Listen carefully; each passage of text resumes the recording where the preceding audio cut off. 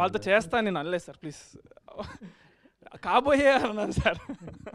కానీ అప్పుడైతే ఆ వీడియో అయితే బాగా వైరల్ అయిపోతుంది. అందులో కూడా నేను క్లియర్ మళ్ళీ వినండి, కాబోయే అనలేదు అప్పుడు కూడా.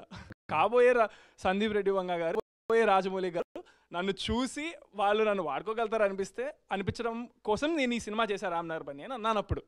సో అది ఇది బాగా నెగిటివ్ అవ్వటం కొంచెం ఇదేందండి. నిజం చెప్పాలంటే నేను నెగిటివ్ పాజిటివ్ పట్టించుకోండి, ఎందుకంటే మీరు అదే కామెంట్ సెక్షన్లో మీరు ఎత్తుక్కుంటే పాజిటివ్ కామెంట్స్ కూడా వందల్లో ఉంటాయి. అండ్ ఒక వీడియోకి లైక్స్ అనేది చాలా ఉంటాయి కదా, అలా లైక్ చేసేవన్నీ కూడా పాజిటివ్ కింద తీసుకోవాలి సార్. సో మనం ఇప్పుడు ఒకడు ఏదో అన్నాడు కదా అని చెప్పి నేను దాని గురించే పట్టుకొని ఆలోచించి నేను ఏ పని చేయకుండా కూర్చుంటే అప్పుడు నిజంగా వాడు సక్సెస్ అయినట్టే. నేను రామ్నగర్ బన్నీకి ముందు కానీ అలాంటివి చాలా వచ్చాయి. ఆ వచ్చిన దానివల్లనే నేను కసితో నేను ఇంకా హార్డ్ వర్క్ చేశా. వాళ్ళందరినీ ప్రూవ్ చేయాలి కదా, రాంగ్ ఏడుస్తా కూర్చుంటే వాళ్ళందరూ రైట్ గెలిచేసినట్టే. సో నన్ను సపోర్ట్ చేసిన వాళ్ళు చాలామంది ఉన్నారు, వాళ్ళ పేరు నిలబెట్టాలి. నన్ను కించపరిచిన వాళ్ళని అగెన్స్ట్గా చేయాలంటే మళ్ళీ మనం మన హార్డ్ వర్క్తో చేయాలి అంతే. సో దాని గురించి it gives me more kick to be going against haters and making them fans to me by doing hard work. So మీ ఇంట్లోనే ఒక డైరెక్టర్ ఉన్నారు కదా, మరి ఆయనతో ఎందుకు చేయట్లేదు? మా ఇంట్లో ఇప్పుడు మా చెల్లి కూడా చేస్తుంది డైరెక్షన్, ఇద్దరు ఉన్నారు. అలా అంటే ఫ్యూచర్లో నేను కూడా అవుతానేమో, అది అలా ఏం లేదు, చేసుకుంటా పోవడమే. టైం అనేది ఒక్కొక్క దానికి ఒక్కోసారి వస్తుంది. సో అంటే మీకు మీ చెల్లికి ఫ్యూచర్లో బాగా కాంపిటీషన్ లేదు, ఎందుకు తను నాకంటే ఎక్కువ ఎదిగితే నాకు హ్యాపీగా, నేను ఎదిగితే తనకి హ్యాపీ. జయరామ్ గారు, first of all congrats bro. అంటే మెయిన్ ఒక చిన్న ఫ్లిప్లోనే ఒక గ్రేట్ విజువల్ చూపించారు. ఓకే, ఫస్ట్ ఆఫ్ ఆల్ ఈ స్టోరీ పరంగా చూసుకుంటే మహాభారతానికి కొద్దిగా సింక్ అయ్యేటట్టు చూపించారు లాస్ట్లో అనమాట. ప్రతి ఒక్క స్టోరీలో హీరో హీరోయిన్ వెళ్ళే ఉంటారు, ఇందులో ఏదో కొత్తగా చూపిస్తున్నారు.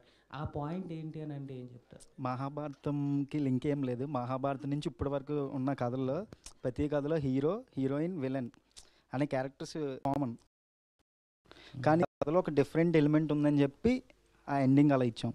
ఆ డిఫరెంట్ ఎలిమెంట్ ఏంటి బ్రో? అది మీకు సినిమాలో తెలుస్తుంది బ్రో. Okay bro.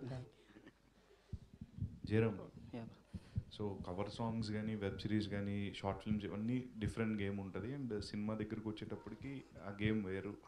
సో ఎలా హ్యాండిల్ అవుతుంది? అండ్ అంటే ఫస్ట్ సినిమా డెఫినెట్గా ప్రెజర్ ఉంటుంది. మనోడు ఆయన కూడా ఆల్రెడీ చేసి ఉన్నాడు, సినిమా ఎక్స్పీరియన్స్ యాక్టర్, ఎలా హ్యాండిల్ చేస్తున్నారు? హ్యాండ్లింగ్ అనేది ఇంకా నాకు షార్ట్ ఫిలిమ్స్ అవే టఫ్ అనిపించాయి బ్రో. ఇక్కడ టీం వర్క్ ఉంటుంది, అక్కడ నేనే టీం. ఇక్కడ 24 క్రాఫ్ట్స్కి 24 మెంబర్స్ ఉంటారు. ఇక్కడ అలా 24 క్రాఫ్ట్స్, అక్కడ షార్ట్ ఫిల్మ్ కానీ సాంగ్స్ కానీ నేనే, ఆర్ట్ డైరెక్టర్ నేనే, సెట్టర్ని నేనే, ప్రొడ్యూసర్ నేనే, ప్రొడక్షన్ నేనే. అది హ్యాండ్లింగ్ కష్టం, ఎందుకంటే ప్రొడ్యూసర్ ఉండరు, ఎవరు ఉండరు, మన డబ్బులు అవన్నీ. కానీ అక్కడ ఒక మనం ప్యాషన్తో డబ్బులు పెట్టడం తప్ప డబ్బులు వెనక్కి వస్తాయని ఆలోచించాం. మనం అనుకున్న కథని చూపించాలి, మనం అనుకున్న కాన్సెప్ట్ని చూపించాలని. సినిమా అనేది డ్రీమ్, ఇందులో ప్రెజర్ టెన్షన్ ఏం లేదు, ఓన్లీ కాన్ఫిడెన్స్ ఉంది. ఆ కాన్ఫిడెన్స్తో హ్యాండ్లింగ్ బాగానే చేస్తున్నాం. హీరో హాయ్, మీ ఫస్ట్ మూవీ చూసాను నేను, రామ్నగర్ బన్నీ. అందరూ యాటిట్యూడ్ స్టార్ అంటున్నారు, కానీ మీ యాక్టింగ్ బాగుంది.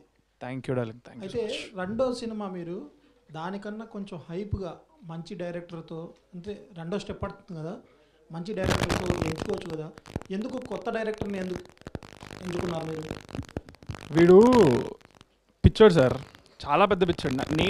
నేను ఒక పిచ్చోడుగా I think of myself. అలాంటిది నేను ఒక మాట అన్నా ఒకసారి, టికెట్లు వెనక్కి ఇచ్చేస్తాను సినిమా నచ్చకపోతే నాకు మెసేజ్ పెడితే అని. వీడు ఒక ప్లాన్ ఏం వేసుకున్నాడు అది చెప్పచ్చా ఇప్పుడు? ఏ లెవెల్లో అంటే అది అప్పుడు కన్ఫామ్గా అప్పుడే చెప్తాం స్టేజ్ మీద. వీడు ఎంత లెవెల్లో ప్లాన్ చేసుకున్నాడంటే టికెట్ ఫ్రీగా, అసలు టికెట్ లేకుండా ఫ్రీగా పెట్టేద్దాం అన్న రేంజ్లో ఉన్నాడు వీడు. అంత ప్యాషన్గా ఉన్నాడు. అండ్ ఇతనితో వచ్చిన ప్రొడ్యూసర్ కూడా అంతే ప్యాషన్గా ఉన్నాడు. ఫ్రీగా స్క్రీన్లో సినిమా వేస్తారంట వితౌట్ టికెట్స్. డైరెక్టర్ గారు అంత కాన్ఫిడెంట్గా ఉన్నాడు. జయరామ్ గారు, మీరు కథ రాసుకున్న తర్వాత కొంతమంది హీరోల దగ్గర తిరిగారంట, కొన్ని ఆఫీసులు కూడా తిరిగారు. ఎవరు మీ కథను వినలేదా, లేదా ఆ కథ వాళ్ళకి నచ్చలేదా, మీకు ఎవరు దొరకక ఇంత చేస్తున్నారా? కథ నచ్చింది బ్రో వాళ్ళకి, కాకపోతే కథ నచ్చింది కానీ టైం కావాలని అడిగారు ఫస్ట్ స్టార్టింగ్ జరిగినప్పుడు. కానీ తర్వాత ఈ కథ నేను ఎప్పుడైతే చంద్రాకి చెప్పానో ఆ ట్రావెలింగ్లో నాకు ఇచ్చిన కాన్ఫిడెన్స్కి నా కథకి తినే కరెక్ట్ అని చెప్పి తినతో తీయడం నేను కన్ఫర్మ్ చేసుకున్నా. అంటే ఈ కథ చెప్పిన వెంటనే తను జస్ట్ నేను నరేష్ని కూడా ఏం చెప్పలేదు, జస్ట్ లైన్ చెప్పా. లైన్కే నాకు ఇంప్రెస్ అయ్యి ఈ సినిమా మనం చేస్తున్నామని చెప్పాడు డిసెంబర్లో. తర్వాత ఇంక మేము బెస్ట్ ఫ్రెండ్స్ అయ్యాం డిసెంబర్ తర్వాత నుంచి. ఇంకా ఈ కథకి చంద్రాన్ని తప్ప ఇంకెవరిని ఊహించుకోలేదు, అంత కాన్ఫిడెన్స్ నాకు ఇచ్చాడు. Hi Chandra, hello, wish you happy birthday. Thank you. అయితే ఇందాక నుంచి మాట్లాడుతున్నారు యాటిట్యూడ్ స్టార్ అంటున్నారు, మీరు తప్పే ఉంది పెట్టుకుంటే అంటున్నారు. బట్ ఇప్పుడు ఉన్న సిచ్యువేషన్ ఎలా ఉందంటే present industry scenario content present చేయడం కోసం అవసరమైతే స్టార్ హీరోస్ కూడా కలిసి, ఇద్దరు ముగ్గురు స్టార్ హీరోస్ కలిసి ఒక మ్యాగ్నమ్ ఆపస్ లాంటి సినిమాలు ఇస్తున్నారు. సో ఈ టైంలో అంటే ఓన్లీ మీరు హీరోగా ప్రొజెక్ట్ అవ్వాలనుకుంటున్నారా, లేదంటే ఒక యాక్టర్ కింద ప్రొజెక్ట్ అవ్వాలనుకుంటున్నారా? అంటే ఏదన్నా ఒక సపోర్టింగ్ రోల్స్ లాంటివి వస్తే చేస్తారా, లేకపోతే ఓన్లీ హీరో అనే ట్యాగ్ లైనేనా? My goal, why I'm working, what I'm doing, ఇది నేను జాబ్గా తీసుకొని చేస్తాను to entertain people. To entertain people. So entertainment అది ఏ రూపంలో నేను ఇచ్చినా I'm happy to do it. In fact నాకు ఇదంతా కొంచెం బోర్ కొట్టి యూట్యూబ్ చేయాలనుకున్నాను అనుకో, ఫిక్స్ అయ్యాను అనుకో, రేపు నేను వ్లాగ్స్ చేస్తానేమో, ఇన్స్టాగ్రామ్ కంటెంట్ క్రియేటర్ అవుతానేమో, రీల్స్ చేస్తానేమో, ఏదేం చేయొచ్చు. నా ఎండ్ ఆఫ్ ద డే నా గోల్ ఏంటంటే టు ఎంటర్టైన్ ఆడియన్స్. అయితే I'm able to entertain them in my opinion మ్యాక్సిమమ్గా as doing a lead role or been a main lead of the ప్రాజెక్ట్లో చేస్తే కొంచెం ఎక్కువ ఎంటర్టైన్మెంట్ ఇవ్వగలుగుతా అని నేను అనుకుంటున్నాను. సో అదనమాట. అది కాదు నేను అడిగే క్వశ్చన్ ఏంటంటే, బేసిక్గా ఎవరైనా కూడా ఇప్పుడు కంటెంట్ క్రియేటర్స్ కూడా ఇక్కడ నుంచి స్టార్ట్ అయ్యి ఇప్పుడు జర్నీ అనేది సిల్వర్ స్క్రీన్గా ఉంటుంది. అదే వాళ్ళు ఇక్కడ నుంచి అక్కడికి జర్నీలో చూస్తున్నారు, కానీ ఎలా అనుకోవట్లేదు. I have to just entertain audience అనుకుంటున్నాను. రైట్ నో నాకు ఇందులోనే ఎక్కువ స్కోప్ దొరుకుతుంది ఇలా చేయడానికి. ఇందులో నాకు స్కోప్ దొరకలేదు అనుకోండి, నేను రీల్స్ చేసుకుని ఎంటర్టైన్ చేస్తాను. నాకు ఐ జస్ట్ వాంట్ ఎంటర్టైన్, ఒక 10 మందిని నవ్వించడమో, వాళ్ళు ఒక ఇమోషన్ గట్టిగా ఫీల్ అయ్యి గూజంస్ తెప్పించడమో, లేదా ఏడవడమో, ఏం చేసినా ఎంటర్టైన్ చేసినట్టు కింద లెక్క అనమాట. So that I want do. This is the best platform or the thing to be doing right no in my position. So అలా. అయితే ఒక హీరోని హీరో కింద యాక్సెప్ట్ చేసి మన కంటెంట్ ఈజ్ ద కింగ్ అనేది ఒప్పుకుని తీరాలి. బట్ కాకపోతే ఏంటంటే ఇప్పుడు మీరు లిటిల్ హార్ట్స్ మాట్లాడినా, ఇంకో సినిమా మాట్లాడినా అవన్నీ కూడా ఏంటంటే ఒక లైటర్ వెయిన్లో ఆడియన్స్ని ఫస్ట్ ఎంటర్టైన్ చేస్తాయి. మీరు అన్నట్టే ఏది నవ్వించడమే ఎంటర్టైన్మెంట్ అనేది ఎక్కువగా ఉంటుంది.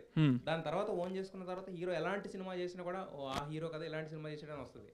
బట్ మనం ఫస్ట్ రావడమే